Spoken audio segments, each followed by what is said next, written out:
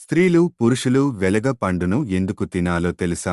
వెలగ పండు ఆయుర్వేద వైద్యంలో వాంతులు, విరేచనాలు, జ్వరం, మలబద్ధకం వంటి వ్యాధులకు ఈ పండు మంచి మందు. అల్సర్తో బాధపడే వారు వెలగ పండు తింటే ఉపశమనం కలుగుతుంది. ఈ పండు గుజ్జుతో చేసిన జ్యూస్ను 50 మిల్లీగ్రాములు తీసుకుని గోరువెచ్చని నీళ్లలో కలిపి తాగితే రక్తశుద్ధికి మంచిది. కుండా ఎక్కేళ్లు వచ్చినప్పుడు ఈ పండు జ్యూస్ తాగిస్తే తగ్గుతాయి. అలసట, నీరసం ఆవహించినప్పుడు వెలగపండు గుజ్జులో కాస్త బెల్లం కలిపి తింటే శక్తి వస్తుంది.